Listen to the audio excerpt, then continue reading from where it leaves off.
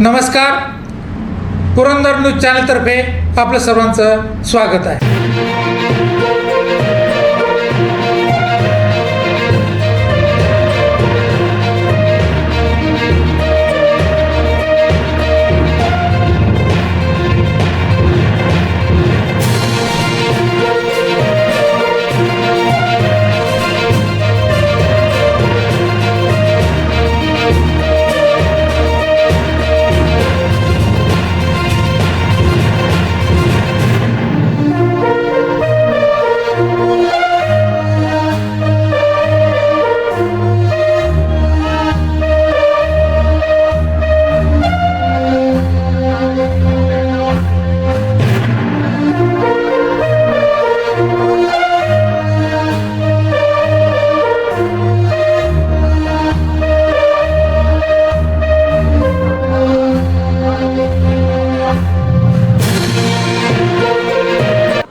नमस्कार, पुरंदर न्यूज चॅनलमध्ये आपलं सर्वांचं स्वागत आहे।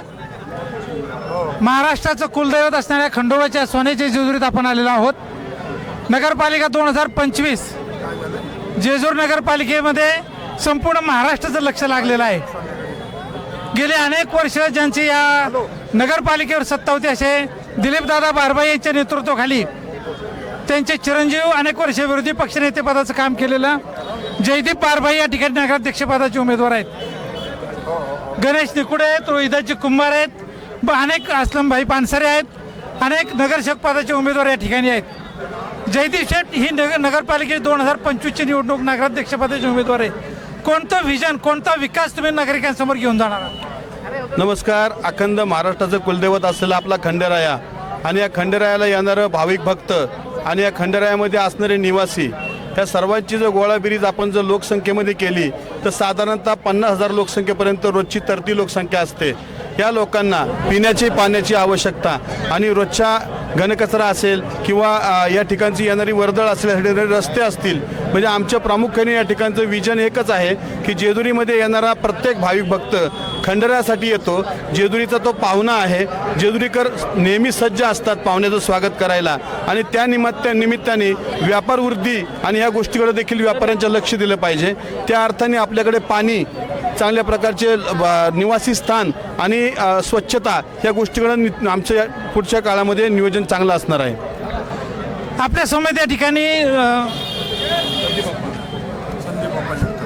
संदीप अप्पा जगताप आहेत। संदीप अप्पा नमस्कार, प्रचाराचा तुमचा प्रमुख कोणकोणते मुद्दे आहेत या निवडणुकीत? जय मल्हार। अवघ्या महाराष्ट्राचं कुलदैवत आणि बहुजन बांधवांचा लोकदेव म्हणून प्रचलित असलेल्या ऐतिहासिक अशा जेजुरी नगरीची सार्वत्रिक निवडणूक येत्या 2 डिसेंबरला त्या ठिकाणी संपन्न होत आहे। खरं पाहिलं तर राष्ट्रवादी काँग्रेस पक्षाच्या वतीनं अतिशय सोशल इंजिनिअरिंगचं काम, सर्व जाती धर्मालाचे प्रतिनिधित्व देण्याचं काम, 20च्या 20 उमेदवार, उच्च शिक्षित अनुभवी उमेदवार देण्याचं काम आपल्या पक्षाच्या वतीनं करण्यात आलेलं आहे। आणि विशेष म्हणजे राष्ट्रवादी काँग्रेस पक्षाच्या वतीनं जे नगराध्यक्षपदाचे उमेदवार आहेत त्यांनी गेले 5 वर्ष विरोधी पक्षनेता म्हणून काम केलं, चांगलं काम केलं। ते या जेजुरी नगरीच्या राजकारणातील भीष्म पितामह ज्यांना संबोधलं जातं ते आदरणीय दिलीपदादा बारबाई यांचे चिरंजीव आहे। त्याच्यामुळे त्यांच्याकडे खूप मोठा अनुभव आहे। जे 20 नगरसेवक आहेत ते 100% निवडून येणारेच आहेत। त्यामुळं प्रचार यंत्रणेचा भाग पाहता मी प्रचार प्रमुख म्हणून या ठिकाणी सांगू इच्छितो, सर्वच्या सर्व प्रभाग नगराध्यक्षांनी स्वतः फिरून काढलेत। सर्व नगरसेवक आत्तापर्यंत मतदारांपर्यंत 2-2 फेऱ्या पूर्ण केलेल्या आहेत। निश्चितच आम्ही मतदारांचं प्रबोधन केलं आहे, मतदारांची जनजागृती केली। आमचं एकच विचार आहे, आम्हाला बदला घ्यायचा नाही तर आम्हाला बदल घडवायचा आहे। जे दुरुस्त झाले त्याला, जे नादुरुस्त झाले, जे बिघडले त्याला नीट करायचे, जे नादुरुस्त झाले त्याला दुरुस्त करायचं काम जयदीप भैया असेल, गणेश निकुडे असतील, रोहिदास भाऊ असतील, रमेश दादा असतील, रमेशजी लेंडे असतील, या सर्वांच्या सहकार्याने आदरणीय आमच्या जेजुरी गावचे जावई असतील, ते पुणे जिल्हा बँकेचे चेअरमन डॉक्टर दिगंबरजी दुर्गाडे असतील, जालिंदर भाऊ कामते असतील, आदरणीय धुमाळ साहेब असतील, यांच्या नेतृत्वाखाली महिला आघाडीच्या अध्यक्षा वंदनताई जगताप असतील, यांच्या मार्गदर्शनाखाली जेजुरीमध्ये निश्चित परिवर्तन होणार आहे. मी या ठिकाणी जेजुरकरांचं मनापासून अभिनंदन करतो की जेजुरी पण जे आहे हे वासत वाढत गेलं पाहिजे, जेजुरी मोठी झाली पाहिजे, याचं सगळ्यांनी भान ठेवणं ही काळाची गरज आहे. MIDC ही वाढली पाहिजे, गावाची शकलं नाही झाली पाहिजेत. ही जेजुरी जुने दवनेमाळा आणि स्टेशन रोड हे जे 2 ग्रामपंचायत झाले आहेत ह्या बंद करून या ठिकाणी जेजुरी मोठी झाली पाहिजे. भविष्य काळामध्ये या ठिकाणी मोठमोठे धंदे उद्योग उभे राहिले पाहिजेत की जेणेकरून कुवतीनुसार जेजुरीकरांना त्या ठिकाणी काम मिळेल आणि कोण कारखानदार होतील, कोण तिथं कोणाचे 2 पैसे मिळवण्याकरता प्रयत्न या ठिकाणी आपण करावं ही अशी सदिच्छा व्यक्त करतो आणि या ठिकाणी थांबतो. अनेक उत्तम महाराष्ट्रातील वक्ते, पुणे जिल्हा मध्यवर्ती सहकारी बँकेचे चेअरमन, कार्यक्षम चेअरमन दिगंबर दुर्गाडे सर आपल्यासमोर आहेत. दुर्गाडे सर, महाराष्ट्राचं कुलदैवत म्हणून जेजुरीकडे पाहिले जातं. आपण महाराष्ट्रातले नव्हे तर देशात अनेक ठिकाणी देवस्थान विकसित झालेले आहेत. एक आंतरराष्ट्रीय दृष्टी अर्थशास्त्रज्ञ म्हणून तुमच्याकडे पाहिलं जातं. जेजुरीचा विकास कशा पद्धतीने तुम्हाला अपेक्षित आहे? जयदीप शेट्टी कसा कारभार केला पाहिजे आणि तुम्ही जेजुरीकर मतदारांना काय आवाहन करू इच्छिता? कुठल्याही शहराचा विकास करत असताना ज्या मूलभूत आणि पायाभूत सुविधा असतात त्या पायाभूत सुविधा जितक्या उत्तम पद्धतीचं होतात त्या पद्धतीनं पर्यटक त्या ठिकाणी येत असतात, उद्योग त्या ठिकाणी येत असतात, व्यवसाय येत असतात, व्यापार येत असतात, लोक येत असतात, थांबत असतात.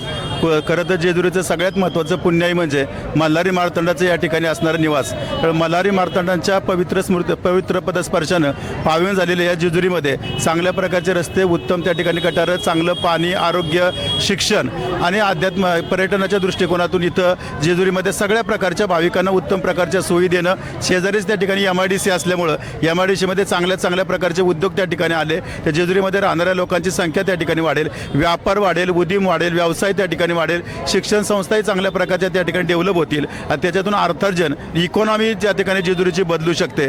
खरं तर आजीदादांच्या मार्गदर्शनाखाली राष्ट्रवादी काँग्रेस पक्षाचे 20 नगरसेवक आणि 1 नगराध्यक्ष दिलीपदादाही त्या ठिकाणी अनेक वर्ष जेजुरीचं नेतृत्व केलं आहे. या ठिकाणी जयदीप शेठ आहेत ज्यांच्या नेतृत्वाखाली या ठिकाणी आम्ही इलेक्शन लढवतोय. ते गणेश शेठ या ठिकाणी आहेत, प्रचार प्रमुख आमचे संदीप जगताप आहेत. सगळेच लोक त्या ठिकाणी एकत्र आलेत. सर, जो तुम्ही पाहिलं तर गेल्या वेळेस जे लोक वेगळ्या पॅनलमध्ये होते ते सर्व लोक आज त्या ठिकाणी आजीदादांच्या मार्गदर्शनाखाली जयदीप भैया त्या ठिकाणी नगराध्यक्ष आहेत, गणेश शेठ त्या ठिकाणी नेतृत्व करतायत आणि प्रचारमुख संदीप आहेत आणि दिलीपदादांसारखं भीष्माचार्य पाटीलचे आहेत. या सगळ्यांच्या मार्गदर्शनाखाली समोर असणारे सगळेच उमेदवार या पॅनलमध्ये येतात आणि या पॅनलमध्ये निवडणूक ते लढवतात. या सगळ्याचं कारण गेल्या 8 वर्षाच्या याच्यामध्ये आहे. त्यामुळे विश्वास आहे की ज्यावेळेस कुठलीही निवडणूक डिक्लेअर होण्याच्या अगोदर, की निवडणूक असो किंवा कुठलं युद्ध असो, लढाई असो, तुम्हालाही माहिती आहे सर की त्या ठिकाणी अगोदरच्या ज्या स्ट्रॅटेजी असतात, अगोदरचं जे प्लॅनिंग असतं, अगोदरचं प्लॅनिंग प्रॉपर झालं तर अर्धी लढाई त्या ठिकाणी जिंकली असं होतं. जेजुरी नगरपालिकेमध्ये सगळ्या 18 पगड जाती,